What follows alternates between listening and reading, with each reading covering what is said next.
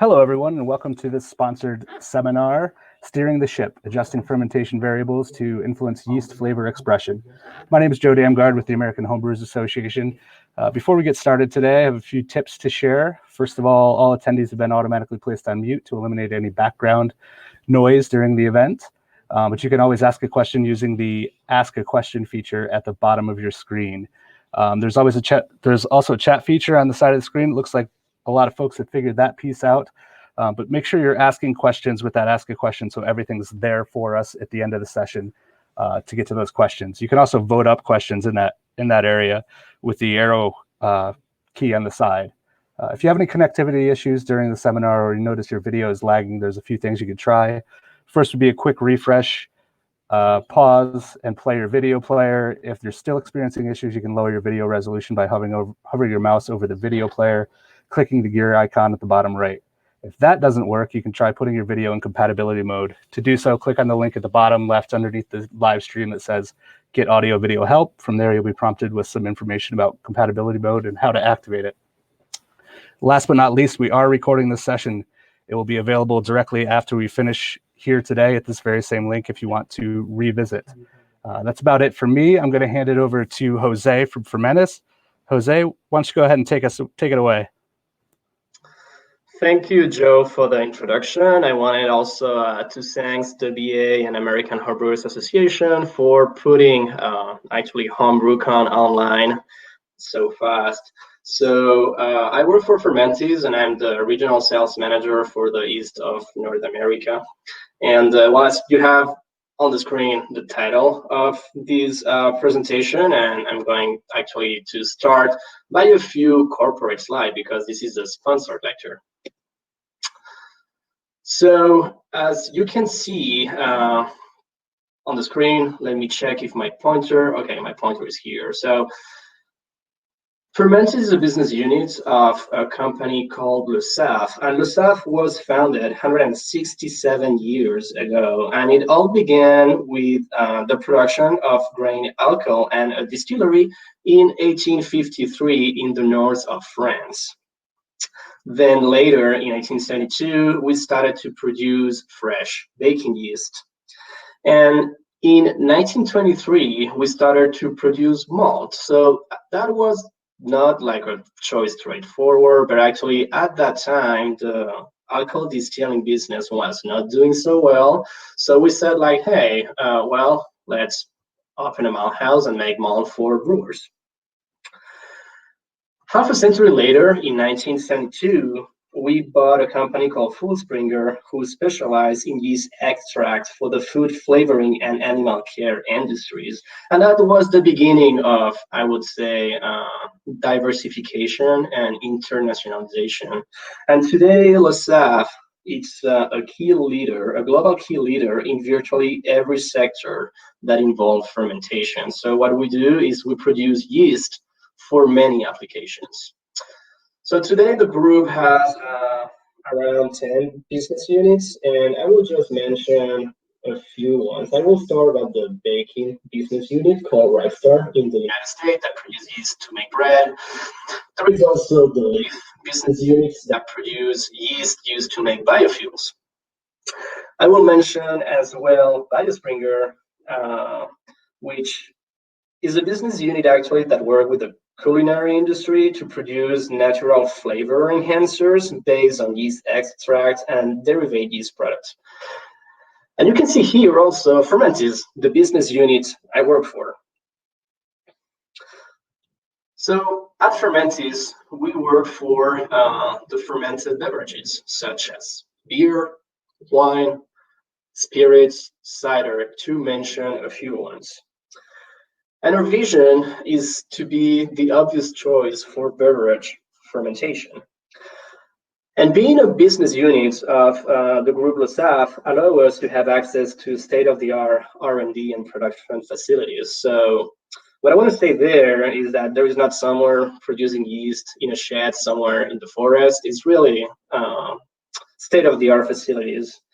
And what we do is to deliver reliable and consistent brewing yeast for brewers, for example, worldwide. I will say in this slide that actually our yeast is gluten-free, and most of the strains are kosher. So yeah, long story short, over 10,000 people worldwide work for the group Gusaf. And that was the end of the corporate speech. I hope you learned a few things about Fermentis and the group Gusaf.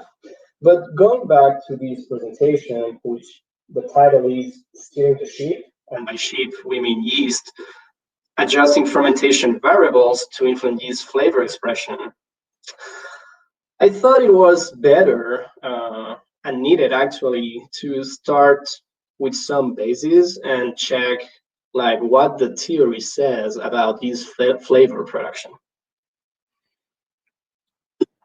So this is not an exhaustive yeast flavor production review, but just a reminder. And as you have on the screen there, volatile compounds like esters or higher alcohols are derived from the nitrogen metabolism during fermentation. Sulfur compounds can be well related. We all know that DMS, dimethyl sulfate, it's present in the malt through its precursor, the MSO.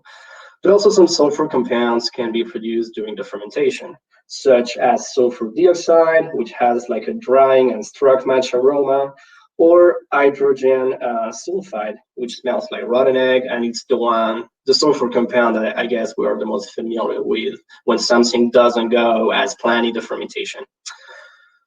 Also, phenols actually are produced through an enzymatic decarboxylation of ferulic acid being the precursor present in grains, to the aromatic compound, which is 4-VG, 4-vinyl guaiacol by POF positive strains during fermentation. So on the next slide, I put a nice image, and we're going to walk not in detail through many of these pathways that produce flavors, more in details.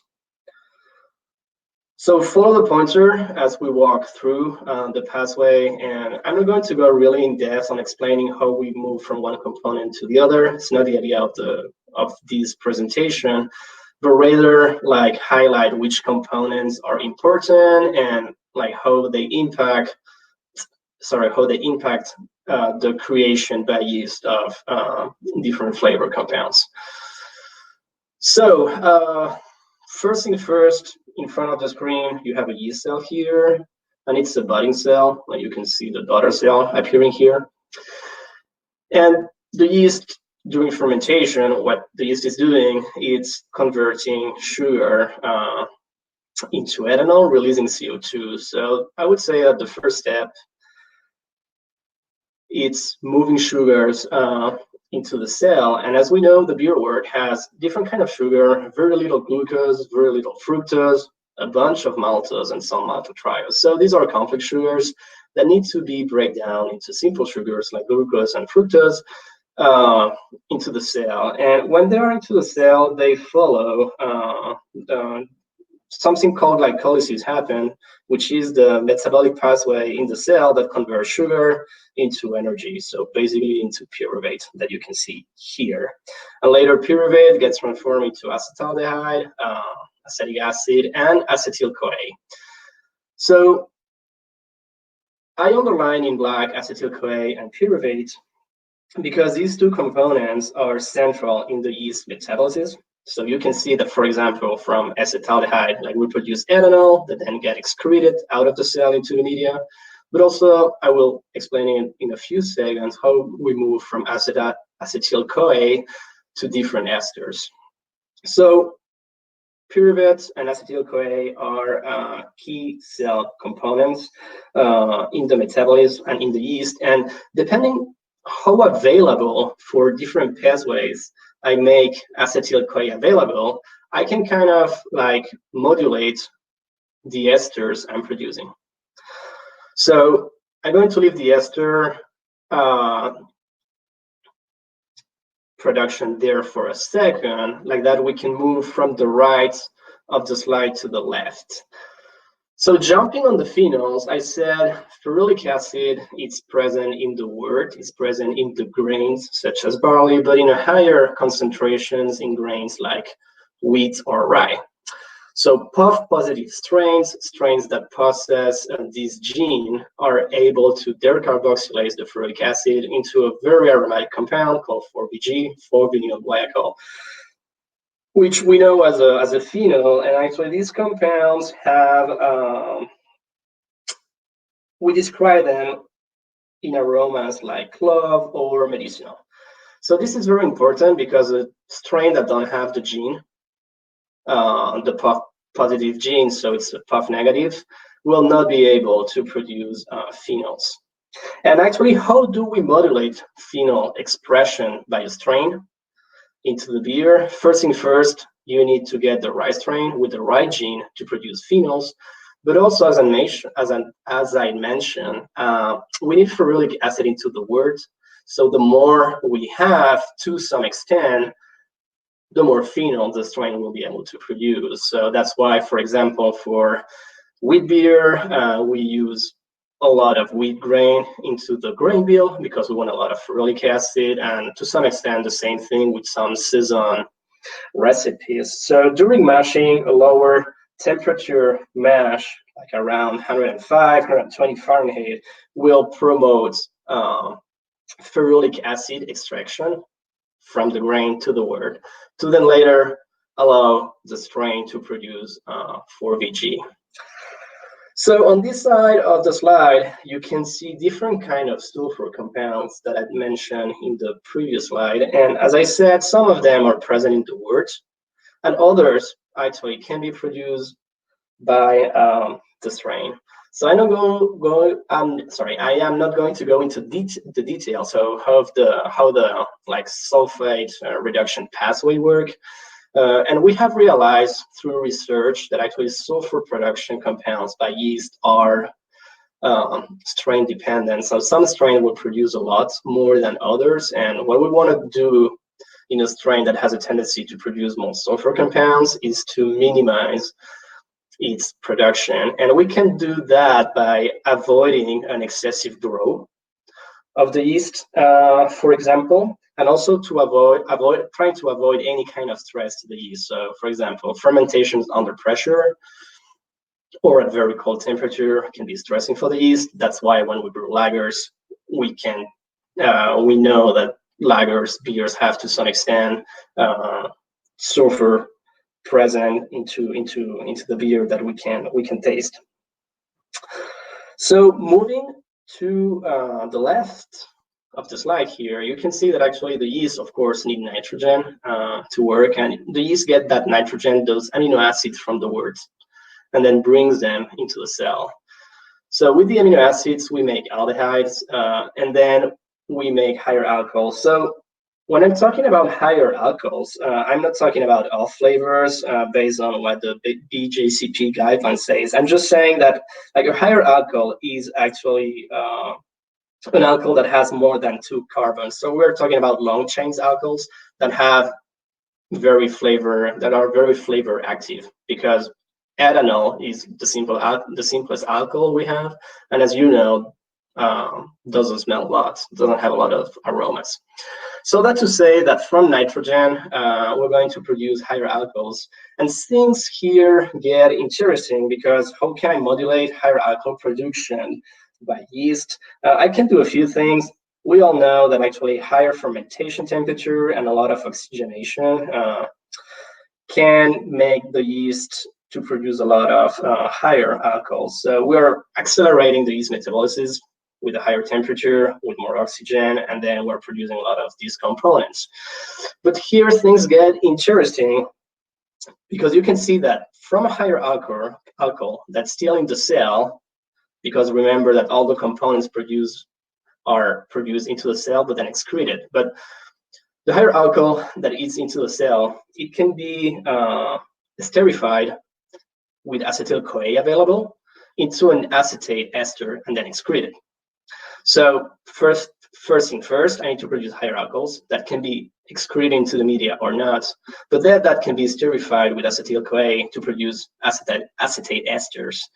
And also from acetyl-CoA, we move to fatty acid acetyl-CoA, and that can sterify with ethanol and produce ethyl esters. So we have two big families of ethyl esters and acetate esters.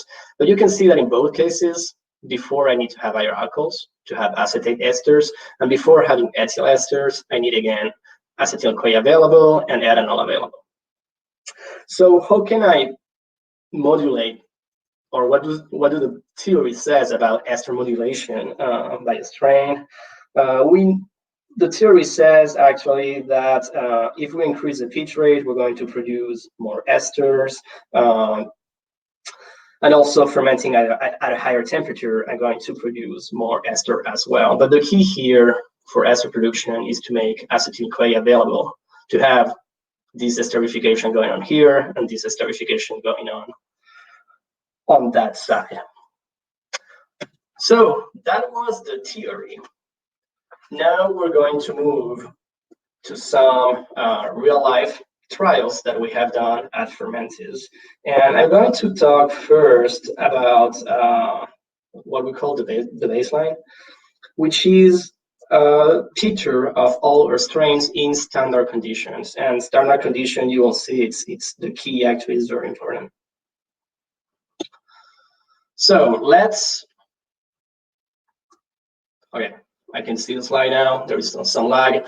So I guess everybody now has the slide on its screen, and this is the Fermentis baseline with our strain. So what we did here, we wanted to assess the flavor diversity we have in the different strains we have in our portfolio, but in standard condition, which means we're going to ferment one wort which has this specification, 15 Plato original gravity, made with 100% spring 2 rows, color 3 EBC, bitterness 25 EBU, so now we use extracts and not hop pellets.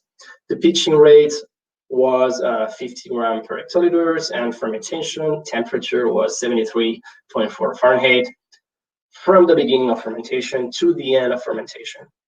And of course, these trials were run at atmospheric pressure. And then we make all these beer produced are tasted by a tasting panel, and you can see the results here. So we ask the tasting panel to tell us, hey, this beer produced with these very simple words. I mean, here we don't want to add a lot of complexity. Like, we don't want to add caramel malts, roasted malts. We want to see with the simple words we can brew actually what are the flavors the strains are going to produce, and specifically what is the fruitiness perceived in the beer by the panel, what is the spiciness, and maybe they are neutral, you know, and like the descriptors that the panel gave were, oh, this tastes like grain, because the strain didn't modify too much the flavors present from the ingredients. So here are a few things. You can see that, for example, our Chico strain, US05, is really close to the center of the three axes, so it's neutral. And that's good, because actually when you use a Chico strain for IPAs, you want the hops to shine. You don't want the yeast in a West Coast IPA to change the flavors that are in very expensive hops like Galaxy, Citra, or Amarillo. And the same thing here with 3470, one of our lager strains. In a Pilsner, you don't want the yeast to shine. You want the noble hops, like Sass, for example, to be highlighted, to be the rock star of the beer. But if we move to the left and we look at the strains that are fruity, you will see that we have a lot of ale strains like S33, B256, SO4, and all these strains are puff negative, so they don't have the gene to produce phenols, even if there is ferulic acid in the wort. So it's interesting and it's normal that actually even if we do a wort with ferulic acid, these strains will not produce phenols and will only produce esters, which are perceived, esters and higher alcohols, sorry, that are perceived as fruity by the panel. So the further away we move from the center of the axis is because the intensity of the this character is perceived higher by the panel. So there is higher fruitiness perceived in this trial with S33 than with K97, for example. And if we look at the right, we have here on this axis all our strains that are phenolic and that produce spices like WBO6, B134, and T58. So they are not completely on the right here because these strains that are PUF positive, so they have the gene to code enzyme that will decarboxylate ferulic acid into 4-VG. They also produce esters, so that's why they are kind of in the middle between the fruity character and the spicy character. You can see that some strains have a tendency to be perceived a lot more intense than others. So the point of this talk is like, okay, I just show you the baseline, but what will happen if we change the condition? If I take different words, if I take different fermentation temperature, if I take different pitch rates. So that's why now we're going to walk through specific cases and specific strains, and we're going to review the experimental protocol, data analysis, and conclusions. So the conclusions are the tips and tricks. I think I forgot to mention at the beginning of this presentation that this is we can say that this presentation is advanced, it's not for beginners. So now that being said, let's walk you through these slides. So as I was saying, you have here the strains we're going to review on the baseline. And they are there in the standard conditions we try, but what if I change the original gravity? What if I change the temperature? So this is Celsius or Fahrenheit. What if I change the pitch rate? What's going to happen with these strains? Where are they going to go? Not on this specific 3-axis image, but in general, like, are they going to be more, for example, is B256, if I change the conditions, going to be more fruity or less fruity? What's going to happen with the Saison strain? What's going to happen with the lager strain when I ferment at a high temperature? So the strain choice for this trial was not done by hazard. We choose a lager strain for the trial. We choose a fruity ale strain as well, and also a PUF negative, and also a Saison strain that is PUF positive. So the idea was to have an idea of what's going on with like a lager strain and like PUF negative and PUF positive ale strains. So we're going to spend some time reviewing the experimental protocols we use for these trials. So going to start this time on the left of the slide where you have the pointer. So as I mentioned, we ran trials with 3 strain, 3470. You can see that there is the number 1 there, B256, number 2, B134, number 3. So we studied 3 parameters, different original gravities. So all the trials for all the strain, we use 3 different type of words. With by different types, I mean words with different original gravity. So 12 Plato, 16 Plato, 20 Plato. So 20 Plato is quite high gravity. We tried different temperatures, and here the temperatures in the trials depend on the strain we are running the trial with. So for example, 54 Fahrenheit, which is a lager fermentation temperature, we run trials with all the strains, so 1, 2, and 3. 3470, B256, B134. 61 Fahrenheit, we only run trials with 3470 and B256. 68 Fahrenheit, we run trials with all the strains, 1, 2, and 3. 75 Fahrenheit, just the 2 ale strains, and actually 82 Fahrenheit, the Saison strain. Didn't make sense to try the lager strain all the way up to 82 Fahrenheit, or even up to 75 Fahrenheit. And then pitching rate wise, we use for all the strains 25 gram per hectoliter pitch rate, also trials at 50 gram per hectoliters, trials at 100 gram per hectoliters, and for the lager strains, because we recommend a higher pitch than for ales fermentation, we'd also run another trial at 200 grams per hectoliters. So the word we used was 100% Pilsner malts, 28 European bitterness units, direct inoculation, and that's why you have the E2U, easy to use logo here. This is a Fermentis internal certification that tells you that actually you can pitch the yeast into the worts without rehydration, and that's not going to harm yeast vitality or viability. So that's what the logo is there, and also it is the way these trials were performed. No need of rehydration, just pitching directly the yeast into the wort.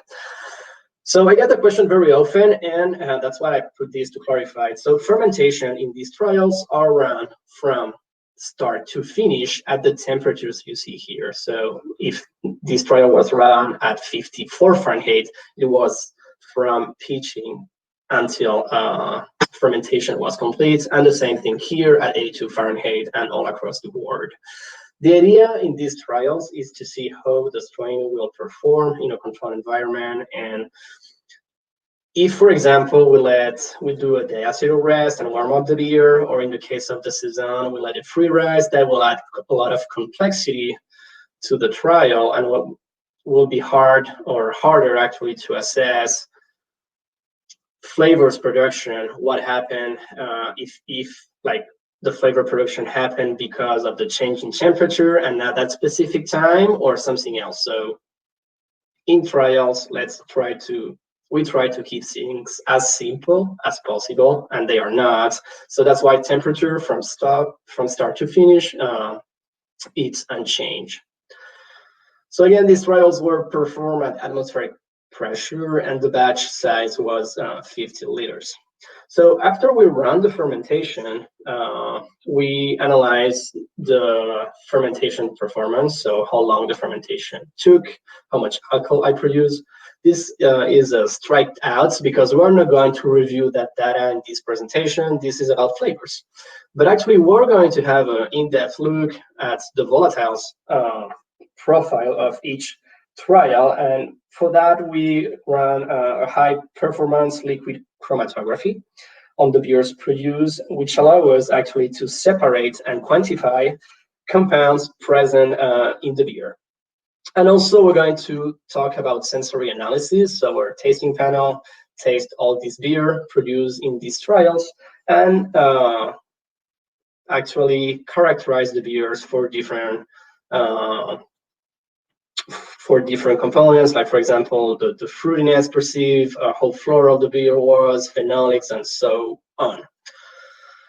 So something I forgot to say that I see here on the top right of this slide is if you do the math of all these different Platos, temperatures, and pitch rates, you end up with 36 possibilities to design your trials. So 36 trials for each strain was too much to run. So actually we narrowed that down and we only studied for 3470, 14 conditions, for B256, 14 conditions, and for B134, 17 conditions.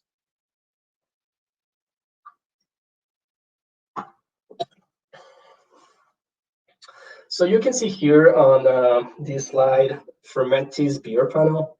So the key here is that we have 40 trained panelists that actually taste beer very often, weekly sessions. And you can see on the image back here that each people has their box for tasting, so like that they don't talk or are distracted with the neighbors.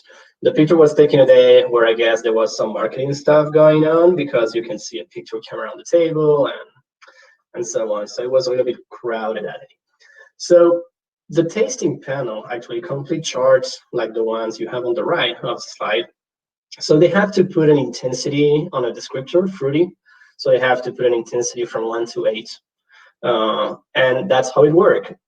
Every people complete this kind of charge. So we have 40 people.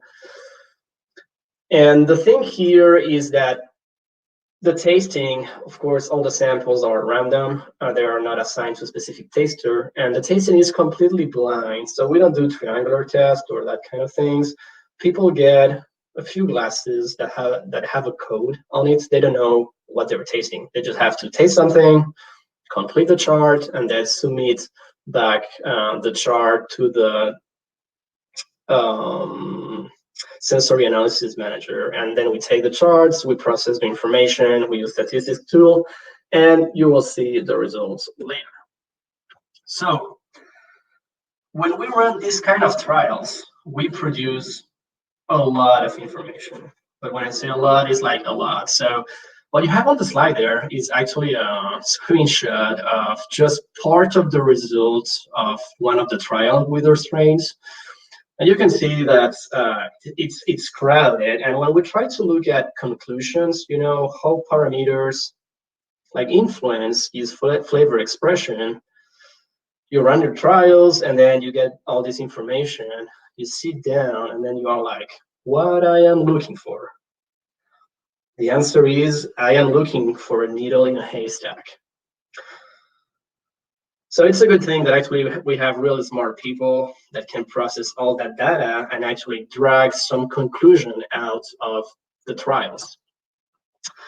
And now we're going to move into the trials results. So to help you navigate the slides, I put on the title the name of the strain. So this is a lager strain, 3470. I also put an image of the homebrew sachet of that strain to help you identify the strain I'm talking about.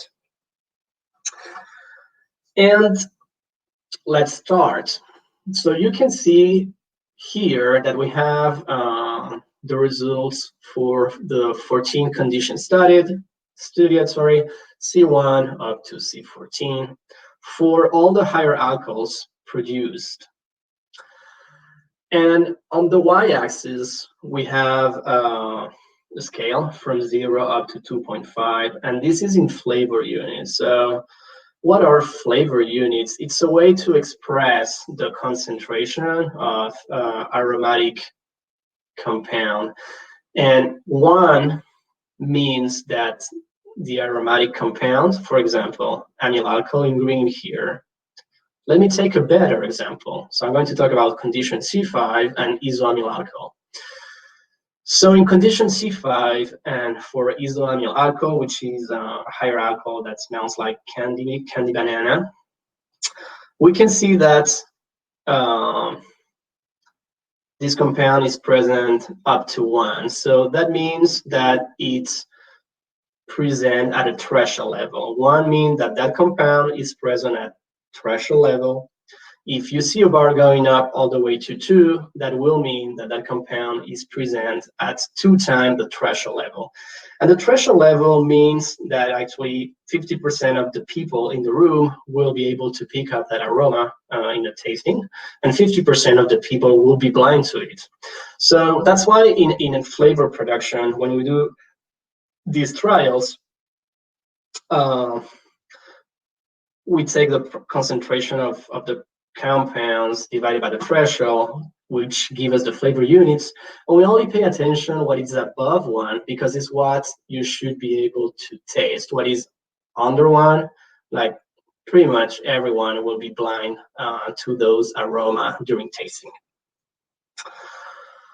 So going back to the result of these trials, like we can see that in the 14 conditions studied, the only aromatic compound that is over 1 flavor units, it's isoamyl alcohol. So you can see that on condition C2, C3, C6, C9, C8 as well, and C13, isoamyl alcohol is above 1, but actually under 1.5 times threshold. So yes, some people will be able to pick it up, but actually not a lot of people.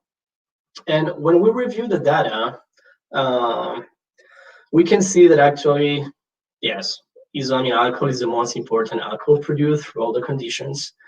And which factors explain the production of this aromatic compound that, by the way, in a lager, you don't want a lot of like higher alcohols or ester. You want it to be neutral. And we realize that the production of isoamyl alcohol, which is a banana kind of flavor, correlates positively with the density, with the original gravity of the wort, and the pitching rate. So that's why we have these 2 charts here. This is a correlation, positive correlation. The higher the original gravity of the wort I am going to brew, the more isoamyl alcohol this specific strain is going to produce. And also, the more yeast I am going to pitch, the more isoamyl alcohol the strain is going to produce. So I'm not saying that you have to pitch not a lot of yeast. I'm just telling you here that the more yeast you pitch, the more isoamyl alcohol it's going to produce, because keep in mind that it's stay under 1 of flavor units. It's there when we run an HPLC, but actually when you are tasting the beer and enjoy it with your friends, like nobody will be able to tell you that there is, hey, there is like 0.7 flavor units of isoamyl alcohol. And no, that's, you cannot say that, because under 1, like nobody should be able to pick it up.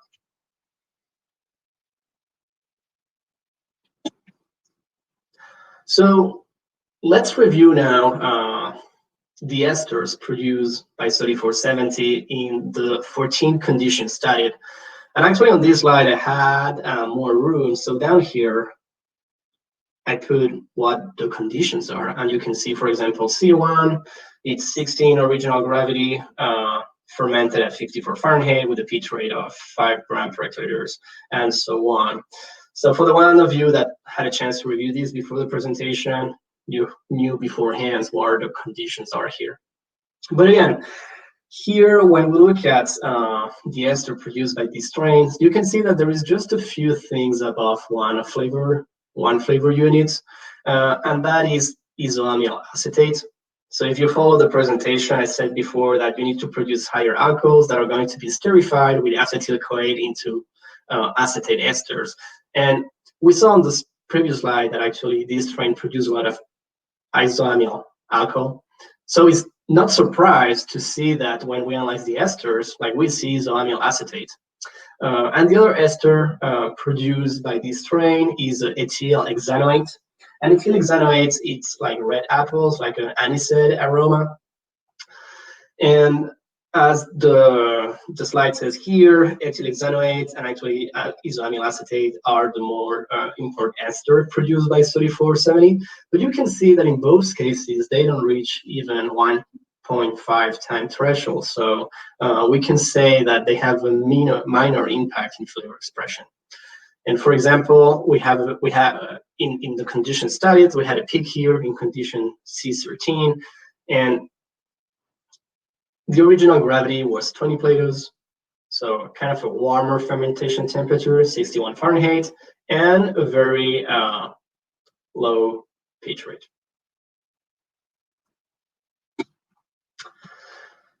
So what does the sensory panel have to say about all these beers brewed in these 14 conditions? So when I'm talking about sensory analysis, I put the strain, but under the strain, you have a little nose. And you can see that when we ask the panel to tell us about like the fruital character of the beers in the different condition studies, like you see some variation in the conditions, but I think we all agree that the shape of the line is pretty much flat. And the same thing goes on with the floral character and the sulfur character. So this is interesting because on the left here, you can see that we performed 14 different trials with 14 different conditions, different original gravities, temperature, pitching rates. And whatever we do, to some extent, the strain has a tendency like to produce a beer that is perceived the same by the sensory panel. So the conclusion for 3470 will be that actually the higher the density of the wort, the higher the volatile production, but no with a relevant sensory impact. And you have to keep in mind that when we increase the gravity of the wort, we're making that wort richer in everything. So more nitrogen, for example, if there were precursors like ferulic acid, more of that as well. If there were some sulfur compound in the wort, more of that as well as we increase the gravity. And also, we didn't went through the fermentation performance data, but if you ferment at low temperature, like your fermentation is going to be slower. That's, I think, common sense. But also very cold fermentation temperatures can produce off notes, and those in these trials, what we saw was like huge off notes of diacetyl. So because we're fermenting at a very low temperature, the yeast is very stressed and actually don't have the ability to reduce all the diacetyl produced. So I just covered 3470. I'm going to go back to this slide. And like the takeaway for 3470 will be that you cannot steer too much flavor production with this strain, because as we saw, even if you change the parameters, like the strain is very robust and is going to produce the same beer. So on a day-to-day basis, the advantage of that in a brewery, for example, is that you can produce your Pilsner at a higher temperature, let's say 68 Fahrenheit, and you're going to end up with a beer as clean in sensory analysis as a beer brewed at 44 Fahrenheit. So we saw in analytical, like the higher the fermentation temperature, the more volatiles, ester and higher alcohol, the strain is producing. But then in sensory analysis, like the panel is not able to pick that up, which is a good thing to have a quicker lager turnover by keeping the quality of the beer. So now let's talk about B256. This is a Belgian strain for strong ales. It's POF negative, so it doesn't produce phenols, and I put the image of the strain here. And in this slide, you can see the different volatiles that this strain is producing. So on the y-axis, you have the flavor units. And you can see already that flavor production by this strain, if we compare it with 3470, it's day and night. I mean, we saw that 3470 in the 14 conditions studied was not producing aromatics higher than 1.5 time flavor units. And you can see here that in many conditions, like B256, go up to 6.5 time flavor units. So 6.5 times the threshold, for example, for this compound, which is isoamyl acetate. So a very banana-like aroma. So that's it's quite impressive, and this strain is very, very aromatic. So we can see that in all the conditions studied, so here each column, it's a different condition. We can see that a few compounds are produced over the threshold, so over 1. And I was going to mention, for example, ethyl acetate, which is an ester perceived as fruity, 3-methylbutanol, which is isoamyl alcohol, a higher alcohol. So then it's no surprise that we're seeing a lot of isoamyl acetate, because to produce isoamyl acetate, the first step is to have isoamyl alcohol. And in some conditions, we can see some ethyl hexanoate produced, so which is a red apples ester. I mean, it's an ester perceived as an aroma of red apples.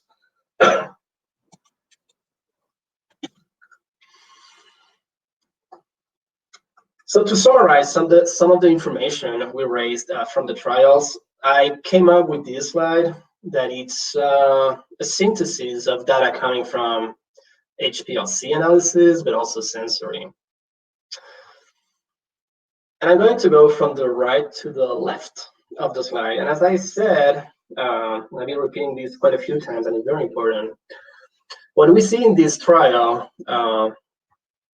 is that actually there is a positive correlation with all parameters studied for the production of 3-methylbutanol, which is isoamyl alcohol and which is a higher alcohol.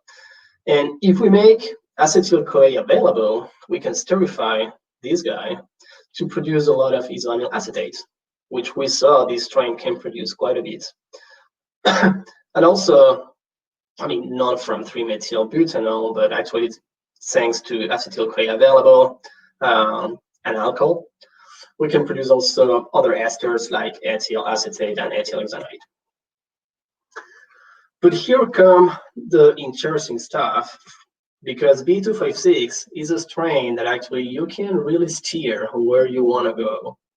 So this is all sensory data, and down here you have the 14 conditions studied. I highlighted in yellow actually the ones that are interesting for example, get a beer with a very fruity character. And what we saw actually for this strain is that the higher the gravity of the wort, the higher the beer was perceived as fruity by the sensory panel. And actually 0.8 is really a good, really good correlation. And you can see that actually the fruitiness is not correlated with the fermentation temperature. And also the fruitiness is not correlated or like slightly negatively correlated with the pitching rate. But here, this is the best correlation. So if we want to produce a fruity beer using B256, like the go-to recommendation will be like, go for a high gravity beer. But then what if your thing is about a floral beer, you know, like those floral esters, like isobutyl acetate, for example, or phenylethylenol. Like, how do I get there with this strain? And again, this is from the data, from the sensory analysis data, and we saw that there is a good negative correlation with the pitching rate. So the less yeast I pitch, the more that beer is perceived floral by the sensory panel. And the correlation between the floral perception and temperature, it's positive, but not that good. And you can see that actually there is pretty much no correlation between the floral perception of the beer and the original gravity of the wort. So this is tricky because like I'm not telling you here that you have to underpitch this strain to make a very floral beer, because also that can have other consequences that are on the next slide. But you have to find the balance between your pitch rates, between your in your pitch rate kind of under pitching to get most of the floral characteristics of the strain. So keep in mind that all these trials, the idea behind it is to give to you brewers the toolbox, you know, on how to steer, what to do and what to don't do with the yeast. But at the end of the day, it's not a recipe that you have to follow like that. This toolbox, this data we're reviewing will allow you to better target the aromatics you're looking for in your beer. So as I was saying, massive underpitching, we have to be careful because also we're going to walk you through these, but we can make this strain produce a lot of sulfur. And related to the sulfur compounds produced by this strain, we saw a negative correlation with the original gravity. So the lighter the beer you brew with this strain, the higher the sulfur perception by the sensory panel. And you can see here a positive correlation between the sulfur production and pitch rate. So the more yeast I pitch, the more sulfur are perceived by the panel. And between the sulfurs and the temperature, there are not a correlation. So I'm going to walk you through these two data points here, which are conditions C8 and C9. And we can see here that in one case, it was a beer produced with a 12 Plato wort, fermented at 68 Fahrenheit. And in the other case, a beer produced with a wort of 16 Plato and fermented at 68 Fahrenheit. And in both cases with a high pitch rate. And in both cases, it was too much yeast for the original gravity. So we produce, the strain produced a lot of sulfur. As I was saying, actually, there is a sulfur pathway in the yeast that it's very complex. But what we have realized is just that some strains in some conditions have a tendency to produce a lot of sulfurs. So today what we try to do is to identify when that will happen and make recommendation. Don't use this yeast in this way. So conclusions with BE256 actually. The density, the original gravity of the beer has the highest impact in the amount of esters and higher alcohols produced. But also, the more complex the beer is, the sulfur perception is going to be lower, because there is a lot of complexity to mask the sulfurs.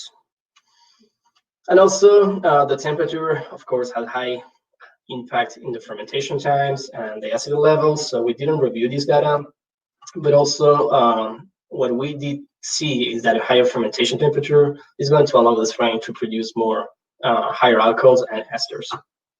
So point of attention with the pitching rate, the more yeast I pitch, the lower the floral perception is, but also you have to be careful with how much under pitching you do, because you can have very long fermentation times, and also you can have long diacetyl rest times because you don't have enough yeast. So takeaway with B256. Joe? Jose, it looks like we got about 10 minutes to go. Perfect. I'm going to wrap it up quickly. Thank you. So takeaway with B256, I will say that don't go over 50 or 75 grams per hectoliters for pitching rate to avoid sulfur production, and adjust pitching rates based on the original gravity of the beer. Let's talk now about our Saison strains. So B134, a puff positive strain. You can see here on the screen the most important volatiles produced by this strain, and on the left here you have the flavor unit scale, and this time it starts at 1. So I just highlighted what we can perceive. And this is a phenolic strain, and you can see that all across the 17 condition studies, the strain is producing quite a bunch of 4VG, which is good because we selected it for that, and it's what it has to do.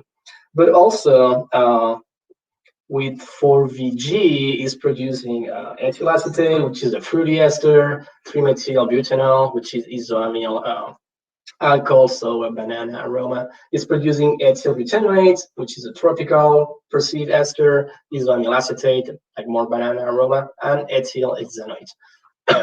So you can see that, yeah, across all the conditions studied, different temperature, different original gravity, pitch rate, the strain produces what we want, which is phenols and esters.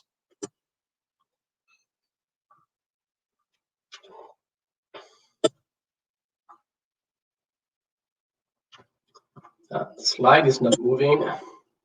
Huh.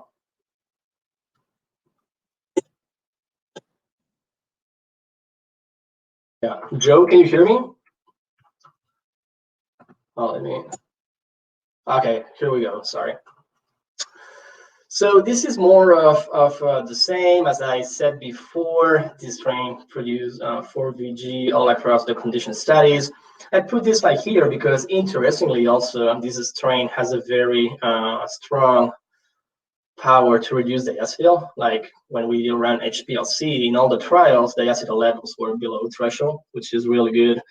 And on the other side, the strain produced a lot of phenols, but related to esters, it produced some, but we don't go above 2 flavor units. And just as a reminder, for B256, the production of 3-methyl-butanol was up to 6.5 flavor units in one of the conditions. So this strain produced a lot of phenols and some esters, but not as much as B256. I put this slide here. So this is, again, the first slide, but a little bit different. And what I want to highlight here is, okay, in which condition we get this strain to produce, for example, the maximum amount of ethyl hexanoate or isoamyl acetate, some of the key esters. And we realize that actually the strain is able to do that when we have a high gravity, so 20 Platos at 68 Fahrenheit fermentation temperature, and at a pitch rate of 50 grams per hectoliters. Also, when we look again at HPLC data, we see that there is a really good correlation between the original gravity and the amount of 4VG produced. So that makes sense because, as I mentioned at the beginning of the presentation, the higher the gravity, the more of everything we have into the wort. So the more ferulic acid, for example, and we give a lot of chances to the yeast to produce a lot of 4VG. Okay, point of attention with this strain, this is sensory data. So you can see each line is different condition, and we ask the panel to put an intensity on the floral character, alcohol, and sulfur, and many others. But actually, I highlight this because at high temperatures, 82 Fahrenheit, we realized that the strain was not happy at all and was producing a lot of sulfur compounds. So at a high temperature, we're accelerating the metabolism of the strain. The strain is bringing into a lot of nitrogen, and that nitrogen should go to make higher alcohols.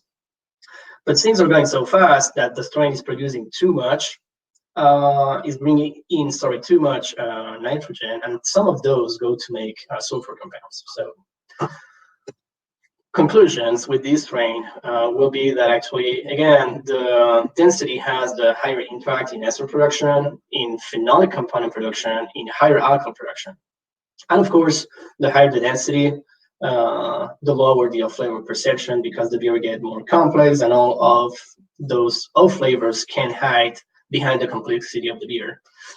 The temperature, the higher the fermentation temperature, the more higher alcohols fusel I produce, and also the more some specific esters I produce, like isobutyl acetate, which is a fruity ester, and phenylethyl acetate, which is like kind of rose aroma, and ethyl decanoate, which is, I have it somewhere. Cannot find it. So another point of attention with this strain is that for sure pitching rate impact flavor profile, and the best performance or flavor production by this strain was at a pitch rate of 50 grams per hectoliters. And as I just showed you, for this strain to work the best, it's good to keep it between 68 to 82, or to keep it higher than 68 Fahrenheit, but also under 82 Fahrenheit.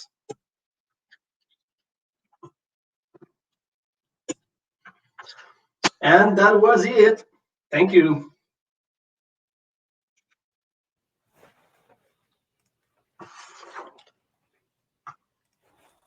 Okay, Jose, it looks like we might have a time for a question or two. I can send the rest of those questions to you after we wrap up here today. We can answer those after the fact. But let's just see what our most popular question was. And it looks like, how does fermenting under pressure affect yeast? So that's a good thing. I will say that most of the literature we have about yeast, it comes from industrial lager producers. So we have a lot of data about lager strains, but when it comes to ale strains, we don't have a lot of data. So what we know for some lager strains is that actually pressure is going to inhibit ester production. So that's why some people or some breweries that want some fast lagers turnaround, they will ferment at a higher temperature. And as we saw, higher temperatures mean more ester production. But also, they are going to run the fermentation under pressure to inhibit those esters. So I would say that, yes, pressure can inhibit ester production. But on the other side, you are stressing the yeast to some extent. So you have to find a balance, in how much pressure you put on the yeast, because maybe too much, you're going to inhibit ester production, but you're going to end up with a lot of other compounds, non-desired compounds. All right, let's do one more here. US05 is in the center, but if the beginning temp is high, it can be fruity, peach, but starting at a lower temp and ramping up will keep it neutral. Why is that? Yeah, that's really interesting. I've seen that question mainly coming from home brewers quite a few times. And, interestingly, some people will talk a lot about that peach aroma, and other people will be, I never seen that with US05 in my life. So that's interesting. I don't have an answer for that question. Like personally, my brews with USO5, I've never had a peach aroma. I mean, it's a very specific aroma. Never seen that. So it's a question that actually has been asked to our R&D, and I guess they will have to run some trials and try to find an answer. But I don't have an answer right now. But I've heard the question before through some people. Yeah. All right. Well, thanks, Jose. It looks like we're about out of time. I will get these additional questions over to you, and I can post the responses back here at some point in the future. I just want to say a big thank you to you and Fermentis for this presentation. Lots of great information today. It was recorded. You can go back to this link a few minutes after we wrap up here today and rewatch the whole thing if you missed something. Thanks again, Jose. You have anything else to add before we wrap it up? No, thank you, and I hope everybody enjoyed. I will take the questions and send you an answer. Like that, everybody can have an answer to their questions. All right, perfect. Thanks so much, Jose. Thanks, everybody. Awesome. Thank you. Bye-bye.